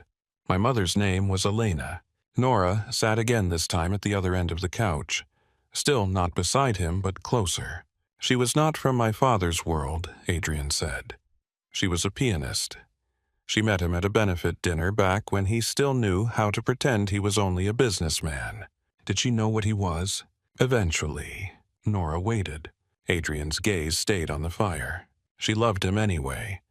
Or she loved the version of him she believed existed beneath everything else. My father mistook that love for loyalty he could own.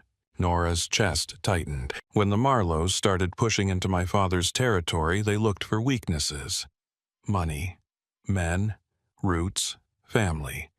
My mother became the cleanest target. What happened? Adrian's jaw tightened. They took her once, only for 14 hours. My father got her back. The room seemed colder despite the fire. He never forgave the world for proving she could be taken. After that, he built gates around her life. Guards, drivers, rules. She could not see friends without approval. She could not play public concerts. She could not walk alone by the lake. He said it was protection. Nora's voice was quiet. What did she call it? Adrian looked at her then. A beautiful prison. The phrase struck something deep. Nora thought of the estate, the marble halls, the guarded gates, the rooms she had kept perfect while slowly disappearing inside them. She tried to leave Adrian said. Nora already knew the ending from his face. She waited until a storm, thought the cameras would be useless in the rain. She made it to the South Road before one of my father's enemies found her first. He stopped. Nora did not ask him to continue. After a moment, he did anyway. I was 12. My father told me love had killed her, that if she had trusted him, if she had stayed where he put her, she would have lived. His voice did not break. That made it worse. For years, I believed the opposite, and the same thing at once. I hated him for caging her. I hated love for making the cage possible. So I decided not to love anyone enough to build one. Nora looked down at the mug in her hands. And then you built distance instead. Yes, with other women between you and anything real. Yes. With silence. Yes. With me. His eyes closed briefly. Yes? She nodded slowly. I understand why you're afraid. He looked at her. But your fear still made me bleed. Adrian absorbed the words. I know. She did not stop him this time. He moved from the chair to the opposite end of the couch. Slowly, clearly, leaving space. I cannot undo what I did. No, I cannot ask you to forget. Number. I can tell you the truth before I act. I can stop calling control protection. I can let you decide what risks belong to you. Nora watched him. And can you do that when you are scared? The question landed exactly where she meant it to. Adrian did not answer quickly. I do not know, he said. Her heart sank a little. Then he added, but I want to become the kind of man who can. That was not the answer of a man trying to win. It was the answer of a man looking at his own damage without dressing it up. Nora set the mug on the table. I'm scared too. Adrian's gaze softened. Of Marlowe. Of you. He went still. She continued before he could speak. Not because I think you will hurt me on purpose. Because I know how easy it is for me to make excuses for you. I know how quickly I remember the good parts when you are sitting close enough to touch. I know I loved you long before you deserved it. His face tightened with pain. You should not have had to. No, I should not. The fire cracked softly. Then Nora reached across the space between them and placed her hand on his forearm. Adrian froze. She felt the tension lock through him, not resistance but restraint. You always do that, she whispered. What? Go still when I touch you. His voice dropped. I am afraid of moving too fast. Then ask. His eyes lifted to hers. The room narrowed. Outside, Windy pressed against the windows. Inside, the fire threw gold over his face, softening nothing and revealing everything. "Can I kiss you, Nora?" Her pulse moved hard and fast. "Yes." Adrian leaned in slowly. So slowly, she had time to change her mind. She did not. The kiss was careful at first. A question, not a claim. His mouth was warm, his hand resting on the cushion beside her, not on her body. Nora felt the restraint in him like a held breath. Then she touched his jaw. He exhaled against her lips. The kiss deepened. Not rushed, not desperate. Something older and quieter than desire moved beneath it. A grief, finally, finding language. A want that had learned to kneel before choice. When they parted, Adrian rested his forehead near hers but did not touch it without permission. Nora smiled faintly through the ache in her chest. "You can breathe." He gave a low laugh, rough and almost unfamiliar. "I am trying." She leaned back enough to look at him. "Not further tonight." His answer came immediately. "Okay." No disappointment, no pressure, no shadow passing over his face. Just okay. That single word did something dangerous to her heart. She stayed a while longer. They did not kiss again. They sat beside each other, not touching at first, then with Nora's hand resting lightly in his. The house around them felt different. Not healed, not harmless, but altered by the fact that Nora was no longer serving it, and Adrian was no longer pretending she was simply part of its order. At 10:30, Nora stood. "I should go." Adrian rose with her. "I will walk you to your car." She gave him a look. He corrected himself. "May I walk you to your car?" "Yes." At the door, he helped her with her coat because she handed it to him. Outside, the air was cold and clear. Her car waited in the drive where she had parked it herself. She turned before opening the door. Tonight was good. Adrian's expression softened in a way she had once begged the universe to see. "I'm glad." "That does not mean everything is fixed." "I know." She smiled a little. "You earned that one." He almost smiled back. Nora opened the door, then paused. "Send me a message when Marlowe moves. Not after you handle it. Not when you think I am ready. When it happens." Adrian's face grew serious. "I will." She studied him under the porch light. "I need that to be true." "It will be." Nora got into her car and drove away with her hand steady on the wheel. For the first time since leaving Adrian's estate, she did not feel like she was escaping it. She felt like she had visited a room from her past and found a door still open. The next morning, Adrian woke before dawn. He had slept little, but not from restlessness. The house seemed quieter, softer around the edges. Nora's coffee mug sat washed and drying beside the sink. Her presence lingered without haunting him. He stood in the kitchen drinking coffee, too hot because he had made it himself, and stared out at the gray morning. Cole entered without ceremony as always. "You look terrible." "Good morning to you too." Cole poured himself coffee, took one sip and winced. "You made this?" "Yes." "That explains the violence." Adrian ignored him. Cole set a phone on the island. Marlowe sent something. The calm vanished. Adrian picked up the phone. A photo filled the screen. Nora walking from his estate to her car the night before. Taken from beyond the tree line. Beneath it a message. Pretty thing to leave unguarded. Adrian's grip tightened around the phone until the case creaked. Cole watched him carefully. There are men ready. Adrian's old instincts rose with perfect clarity. Move her. Lock down her apartment. Put men on her door. Bring her back to the estate until Marlowe was dealt with. Tell her afterward. Safer that way. Cleaner.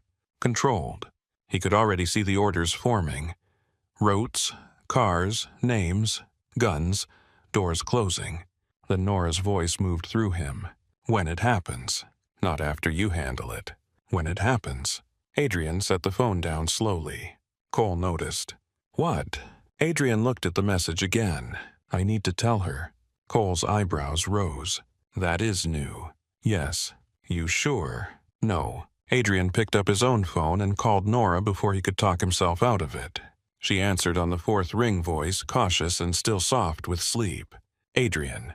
Marlowe sent a photo. Silence sharpened. "Of what?" You leaving my house last night?" She inhaled quietly. "You are telling me now." "Yes. What did you want to do first?" Adrian closed his eyes. "The wrong thing." Another silence. Then Nora said, "Thank you for not doing it." The words hit him harder than praise should have. "I can send the photo." "Send it. I can also send options. Your apartment, my house, a hotel under your name, a hotel under no name. Police, if you want that path. Cole can explain the risks without me in the room. You are giving me options." "Yes. You hate this." "Yes." For the first time, her voice warmed faintly. "Good." Adrian almost smiled. Then she said, "Send everything. I will call you after work." "Nora." "What?" His voice lowered. "Be careful today." "I will." He wanted to say more. "Come to me. Let me send someone. Do not walk alone." Instead, he said, "Thank you for answering." She hung up first. Adrian lowered the phone. Cole stared at him. "Look at you." Becoming emotionally literate before breakfast. Adrian gave him a flat look. Cole held up both hands. "I am proud and frightened." Find the camera angle. Already working. And Cole. "Yeah, no one approaches her unless she asks, or unless there is immediate physical danger." Cole's expression sobered. "Understood." By afternoon, Nora had the photo, the routes, the risk notes, and Cole's brutally practical summary. She read all of it in her office with the door closed. Her hands shook once, then steadied. At 5:15, she called Adrian. "I want to meet Preston." "No." The word came out before he could stop it. Nora went silent. Adrian pressed his fingers against the bridge of his nose. "I'm sorry. That was instinct." Yes, it was. He forced himself to sit down. "What I mean is I think it is dangerous." "I agree." "Then why?" "Because Preston thinks I am still the lonely woman he can use. I want him to keep thinking that long enough to talk." Adrian's heart became a hard, cold thing in his chest. "Nora, you said I get to decide what risks belong to me." "I did." Was that only true while the risk was theoretical? The question cut through him. He stood and walked to the window. Below, Chicago waited in steel and glass and winter light. "No," he said. "Then help me do it safely. Do not forbid me." His hand tightened around the phone. Every part of him hated this. Every part of him wanted to take the decision out of her hands and call it love. Instead, he heard his mother's voice through a memory he had buried for years. A beautiful prison. Adrian turned from the window. "Public place," he said. "Yes." "Daylight." "Yes." "Wires are unreliable if he has a scanner. We use visual coverage instead." "We." "You asked me to help." "I asked you not to control." "I am trying to know the difference." Her breath softened over the line. "Okay." He continued, careful now. "You choose the place. You tell Maya. You carry your phone. Cole will be nearby only if you agree. I will stay out of sight unless you ask me to step in or unless he touches you." Nora was quiet. Then she said, "That is acceptable." Acceptable. Adrian almost laughed at how much relief one cold word could bring. "And Adrian." "Yes. If you step in before I choose, I walk away from you too." The warning settled between them. He closed his eyes. Understood. That night, Nora stood in her apartment with Preston's number open on her phone. The city hummed beyond the window. Somewhere downstairs, the bakery oven started early, filling the building with warmth she did not quite feel. She typed the message slowly. "I think we should talk about what happened at dinner." Preston replied within 2 minutes. "I was hoping you would say that." Nora stared at the screen until the letters blurred. Then she sent the location. A public plaza near Millennium Park. Noon. Across town, Adrian received the forwarded screenshot without a word from Nora. He read it once, then set the phone down on his desk. Cole stood nearby. She is either brave or insane. Adrian looked at the city beyond the glass. She is both. Cole waited for an order. Adrian gave one. Do exactly what she agreed to. That all. Adrian's jaw tightened. For a moment, the old command sat on his tongue. Bring more men. Close the plaza. Take Preston before he arrives. End this before she has to sit across from him. He swallowed it. Yes, Adrian said, that is all. The next morning, Nora dressed for work with steady hands. Not because she was unafraid, because fear was no longer making the decisions alone. Before leaving, she looked in the mirror by the door. She did not see the woman from Adrian's hallway holding a tray and waiting to be noticed. She did not see the woman from the bellwether humiliated beneath a claim she had not chosen. She saw herself. Nora Bennett, the woman who had left once, the woman who could leave again, the woman who was about to walk into danger with her eyes open. Her phone buzzed as she reached for her keys. Adrian, I will be where you allowed me to be. Nora read the sentence twice. Then she typed back. Good. She locked her apartment door behind her and stepped into the cold Chicago morning, carrying her fear carefully, like something sharp she had finally learned how to hold. Millennium Park was too open to feel safe and too crowded to feel private. That was why Nora chose it. At noon, the city moved around her in bright winter motion. Office workers crossed the plaza with paper coffee cups. Tourists gathered near the Bean, smiling into phone cameras while the cold turned their cheeks pink. A violinist played near the walkway, the music thin and sweet against the sound of traffic. Bare trees stood like black ink against a pale sky. Nora sat at a small, outdoor table near the edge of the plaza, close enough to people that she could scream and be heard far enough from the crowd that Preston Vale would believe they could speak freely. Her phone sat on the table. Face up, unlocked, not recording. That had been Adrian's suggestion, and she had agreed because it was practical. A man like Preston might check for obvious tricks. He might look for wires for devices for nervous glances. But he might not notice people. Cole sat on a bench near a food cart, reading a newspaper he had probably not opened for pleasure in his life. Maya stood near the coffee kiosk in a red scarf, pretending to scroll her phone, while watching everyone with the focus of a woman ready to commit a felony for friendship. Adrian was across the street. Nora had not looked at him directly, but she knew where he was. Near the entrance of a glass office building, dark coat hands in his pockets, still as a statue carved for war. He was exactly where she had allowed him to be, close enough to help, far enough to let her breathe. That mattered more than she wanted to admit. Her phone buzzed. Maya. If he annoys me, I am throwing hot coffee. Nora almost smiled. She typed back without looking up for long. Do not waste the coffee. The reply came fast. Fine, I will throw the cup.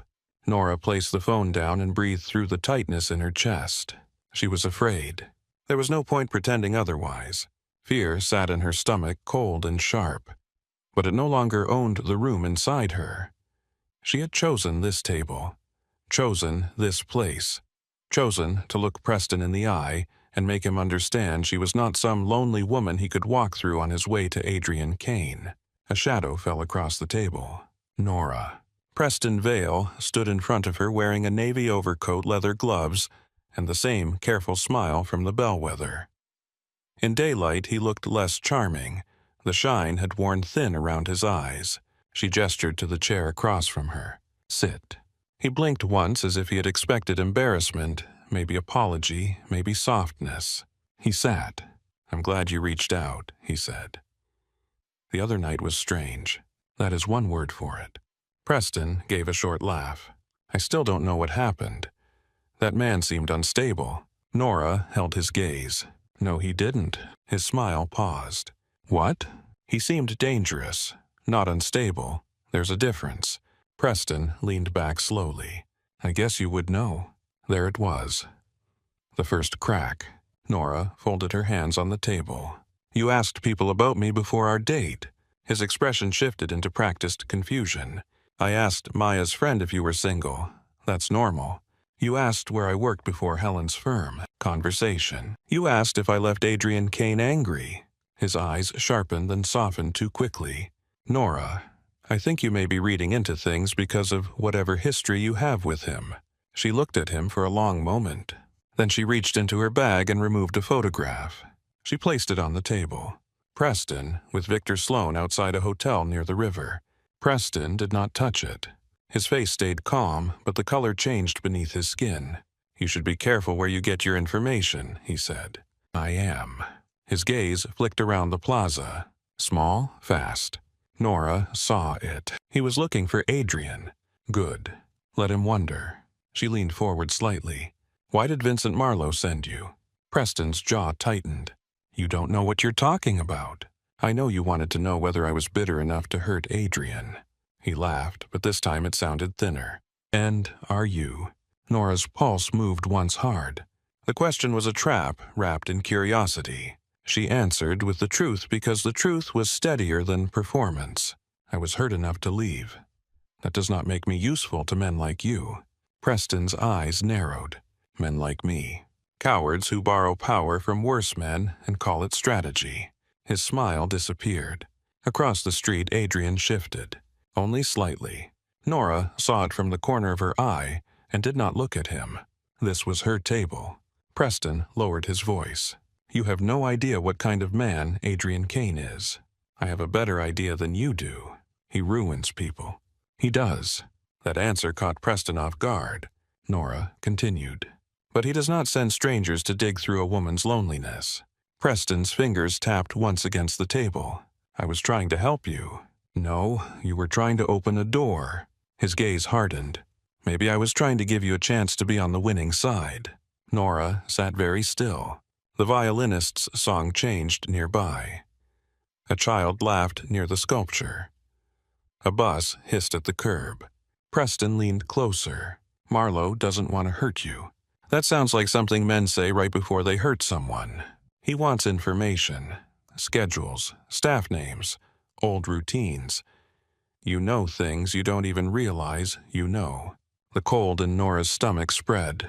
Her time in Adrian's house moved through her mind in fragments. Gate codes she no longer knew. Hallways, office doors, security habits. Which guards smoked. Which vendors came through the service entrance. Which rooms Adrian kept private. She had thought those memories were only wounds. Marlowe had seen them as weapons. Preston watched her absorb it. There it is, he said softly. You understand now. Nora looked at him. You thought I would betray him because he broke my heart. Preston shrugged. People have done worse for less. And what did Marlowe offer you? His mouth curved. Enough. Enough money. Enough protection. The word came out bitter. For the first time, Nora saw something beneath the polish. Fear. Not of Adrian. Not only of him. Of Marlowe. Preston was not the monster at the center of the room. He was a smaller man, standing in a larger shadow. That did not make him innocent. It made him pathetic. Nora gathered the photograph and slipped it back into her bag. You can tell Marlowe I said no.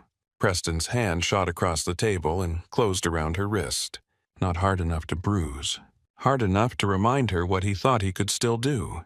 The plaza seemed to sharpen. Maya stepped away from the kiosk. Cole lowered his newspaper. Across the street, Adrian moved. Fast.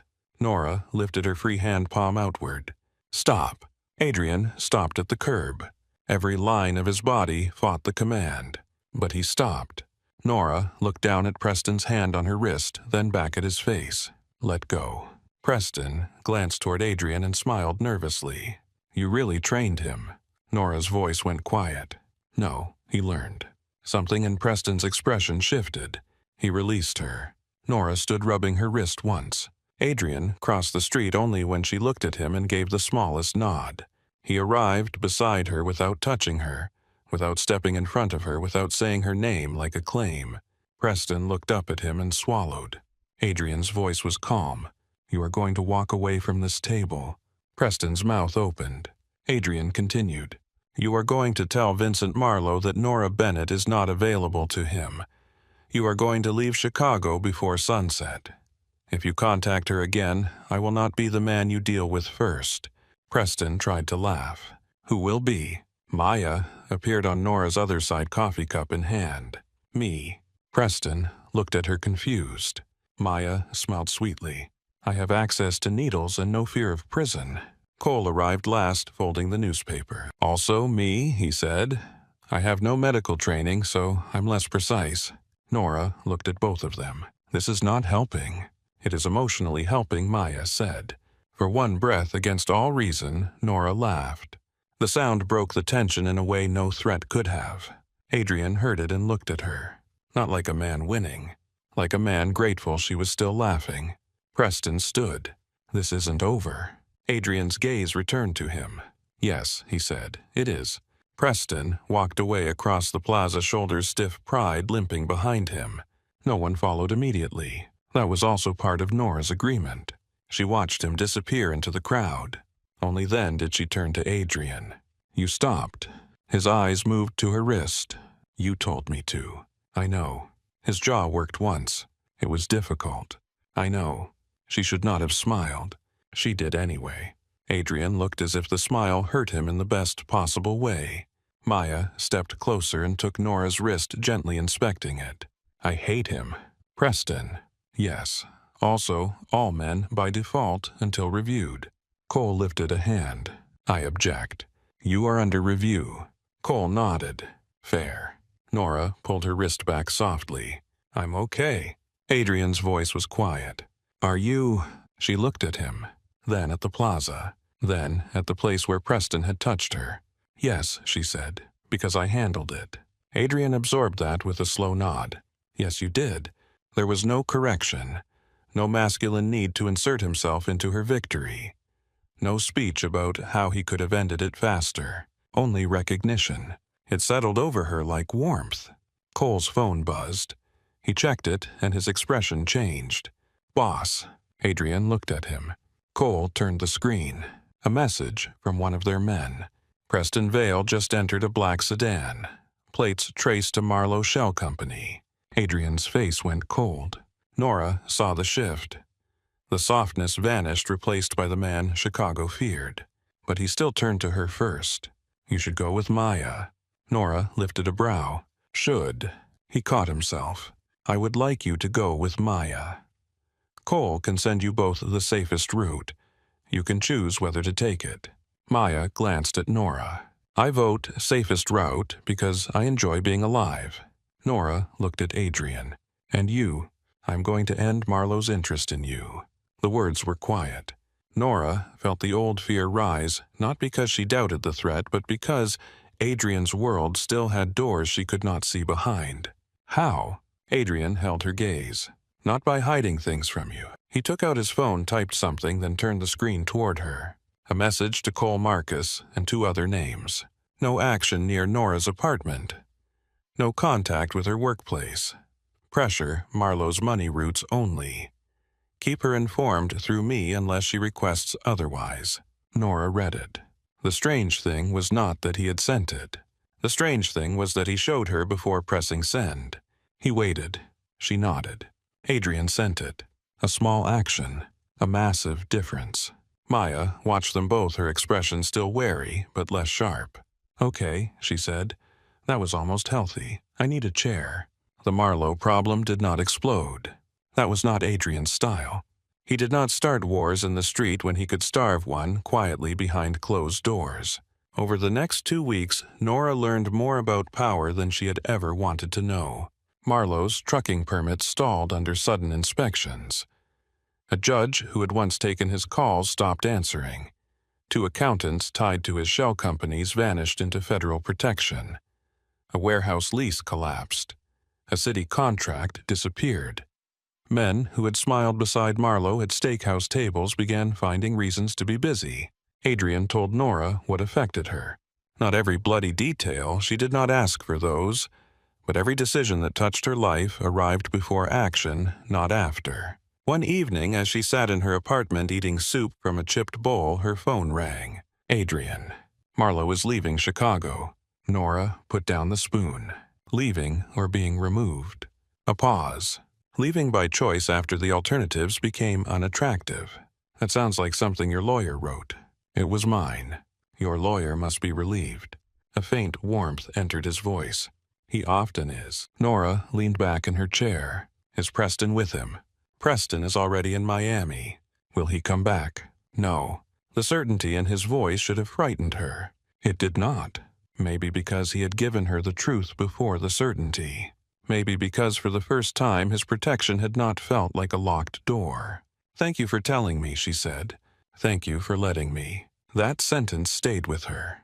Weeks passed, then months. Not like a montage. Not like a clean transformation where pain dissolved because love had appeared with pretty words. There were still hard days. There were nights Nora woke from dreams of Adrian's house hearing laughter from rooms she could not enter. There were moments when a woman's perfume in an elevator made her chest tighten. There were times Adrian reached for control too quickly and had to stop himself mid-sentence. He did stop. That mattered. Once, after a charity event, a photographer called Nora Adrian's new girl. Nora stiffened. Adrian heard it. The old Adrian might have ignored it. The new Adrian turned to the photographer and said, "Her name is Nora Bennett." Then he looked at her. "Do you want to leave?" No anger, no performance. Just a question. She said yes. They left. Nora came to the estate for dinner and found the West Lounge filled with men talking business. The sound of male voices, whiskey glasses, and closed doors sent her body backward in time so fast she nearly dropped her bag. Adrian saw her face from across the room. He ended the meeting in 4 words. "Out, all of you." Nora should have been angry at the command. Instead, she walked into the hallway and waited. Adrian came out alone. "I'm sorry," he said. She shook her head. "You do not have to empty every room because I have a memory." "No, but I do have to stop pretending the room does not affect you." She looked at him. "Ask me what I need." His expression changed. Then he asked, "What do you need?" The answer surprised her. "Coffee." So they went to the kitchen. He made terrible coffee. She drank it anyway. Slowly, the estate changed. Not all at once. Not to suit a fantasy. It still had guards and locked rooms and men like Cole walking through at odd hours with blood on their cuffs and jokes on their tongues. It was still Adrian's world. But Nora no longer moved through it like staff. She kept her apartment. Adrian never asked her to give it up. She kept her job. He never asked her to work less. She kept her friendships, her routines, her own bank account, her own keys, her own ways of leaving when she wanted to leave. And in the estate, there began to be signs of her that had nothing to do with service. A book on the side table. A green scarf over a chair. Fabric samples spread across one corner of Adrian's office because she liked the light there in the afternoon. One drawer in his bedroom. Then 2. One morning, Adrian stood in the kitchen holding the gray mug. Nora came in wearing one of his sweaters and sleepy eyes. He handed her the coffee. She took a sip. Her brows lifted. Correct temperature. I waited 40 seconds. She stared at him. Adrian looked almost embarrassed. I should have known that mattered. Nora's fingers tightened around the mug. It did. I know. She smiled softly. That one is allowed. He smiled back. Truly. It changed his whole face. A year after the night at the Bellwether, Adrian asked Nora to dinner. She knew where before he said it. Maybe because of the way he watched her while asking. Maybe because some circles demanded to be closed by walking straight through them. The Bellwether, she said. Adrian's eyes searched her face. Only if you want to. Nora looked toward the window of her apartment where evening light slid gold across the floor. For a long time, that restaurant had existed in her mind as a wound with candlelight. The chair. The silence. Preston's fear. Adrian's voice claiming a place he had not earned. She turned back to him. Yes, the restaurant looked exactly the same. That was the first strange thing. Same gold lighting. Same black marble. Same soft music. Same servers moving through expensive quiet as if nothing important had ever happened between the tables. But Nora was not the same woman who had sat there with trembling hands and a polite smile. She entered beside Adrian, not behind him. No one stopped talking. A few people glanced over. A server recognized them, her eyes widening for half a second before professionalism returned. Adrian noticed. Nora felt him tense. She touched his hand lightly. "I'm fine." He looked down at her. "Tell me if that changes." "I will." They were seated near the window. Not the exact table. Close enough. Nora sat across from Adrian at first. The table held candlelight between them. Wine? Water? Menus, neither of them opened right away. Adrian looked toward the empty chair beside her. So did Nora. Memory moved through the room. The scrape that had not scraped. The silence. Leave. She's with me. Nora lifted her glass and took a slow sip. You were very dramatic. Adrian's mouth curved faintly. I was afraid. That is your excuse. No, just the truth. She nodded. Good answer. The server arrived. They ordered. Adrian let Nora choose the wine, and when the server looked to him for approval out of habit, he said, If she chose it, it's right. Nora glanced at him. That was smooth. I am capable of learning. Slowly, painfully. She smiled despite herself. Dinner unfolded quietly.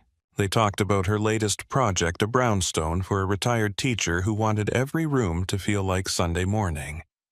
Adrian told her Cole had bought a cactus for his office and named it Liability. Nora laughed so hard the server looked over. Adrian watched her the way he always did now. Not like he was trying to memorize her before loss. Like he was present for the life happening in front of him.